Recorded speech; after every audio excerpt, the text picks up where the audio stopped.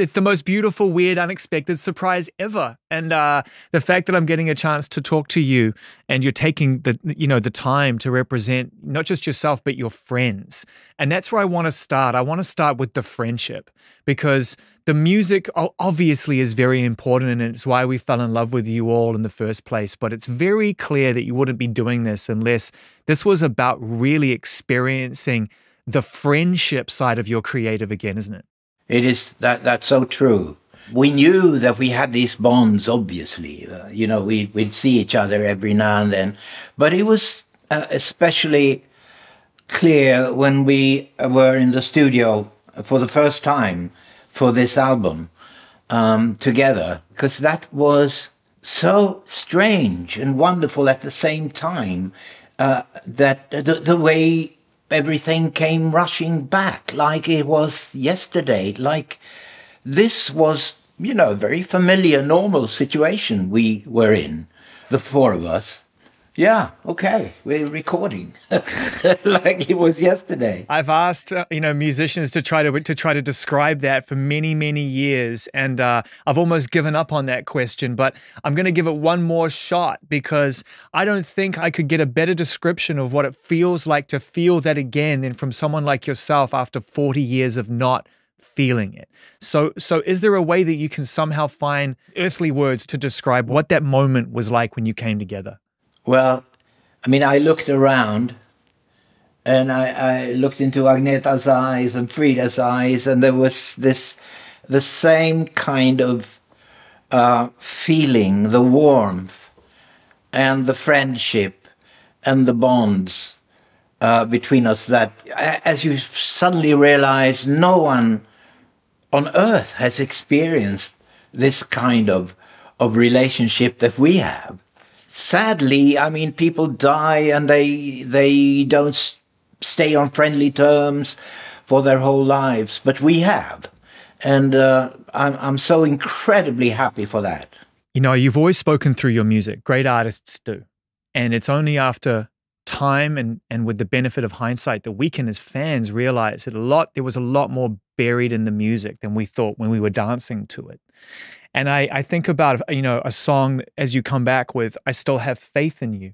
And I want to try to expedite that time and figure out what's in that song, and whether you can see and hear in that song messages that you might even be saying to each other without realizing it. Yeah, definitely.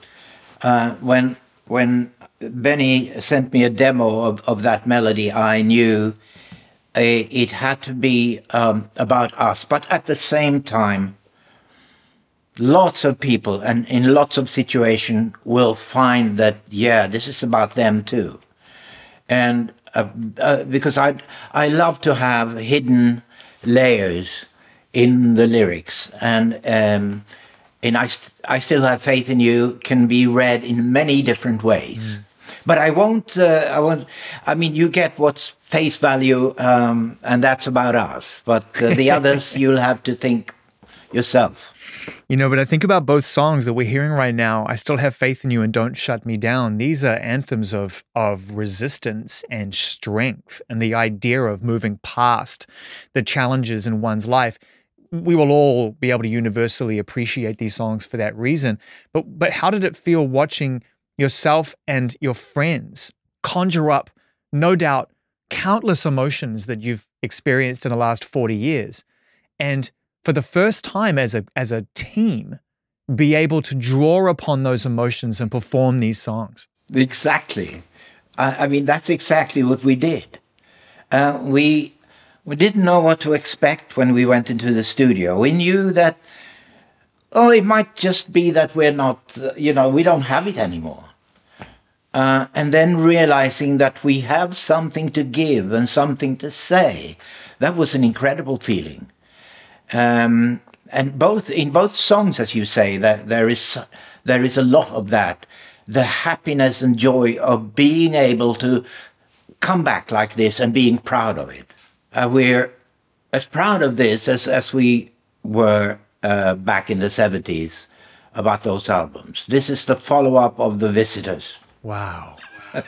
Wow. That is such a powerful statement. I mean, I love the way that you laid it out in a humble way, but to follow the visitors with Voyage.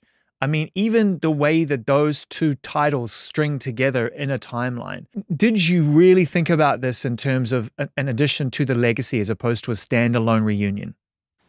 For me personally, it has become part of a legacy, if you call it that.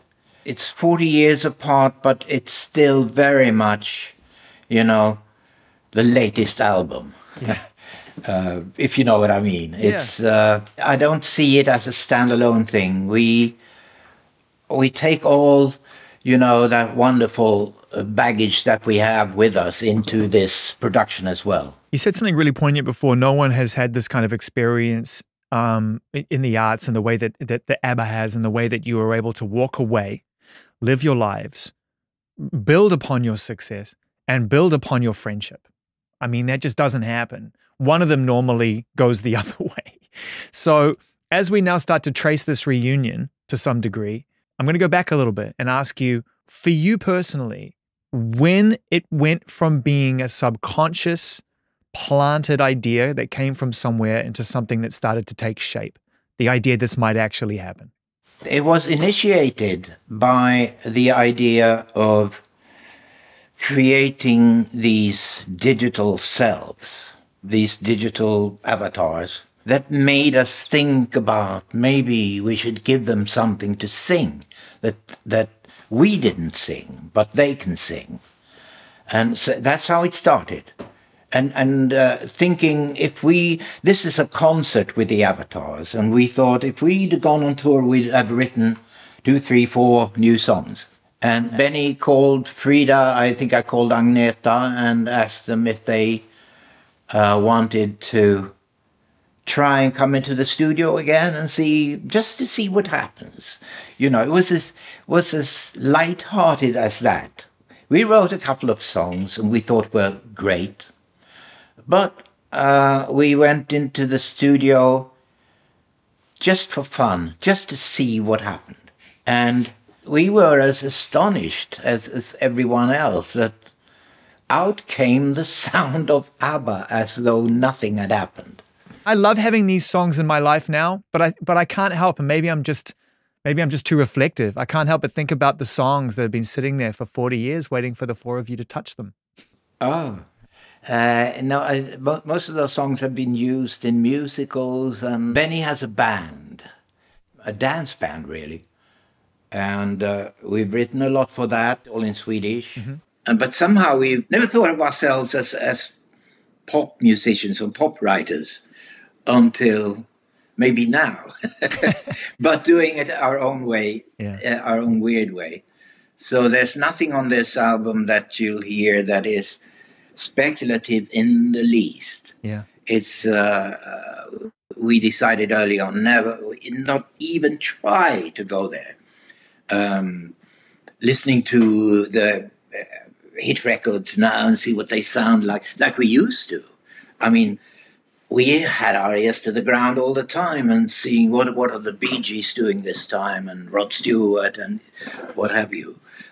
But this time we just wrote, and they're really good songs. That's what they are. They really are. What I've heard so far is the standard that you've set for yourselves and subsequently for others. Do you think so? Yes. Good to hear. Of course, because you are the same human being searching for inspiration to share. And you summed it up beautifully at the beginning of our chat when you said even you were surprised at how naturally it fit being ABBA again.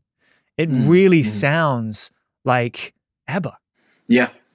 And it just happened again.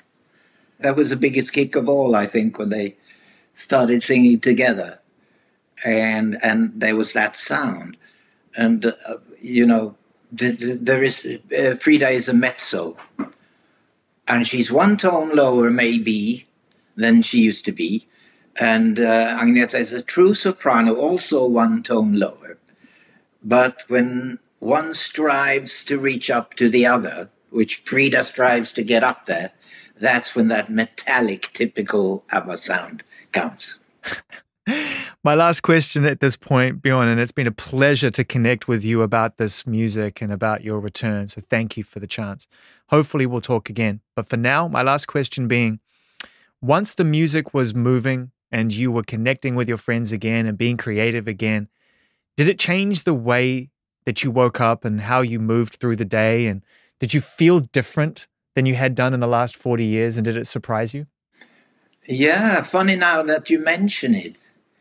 It's like, yeah, there was something missing, and I didn't know it, but it feels now as though this was the missing piece. This was what was supposed to happen at this moment.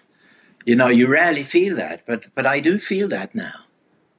I mean, speaking to you now, I feel yes, wow, so grateful we did this.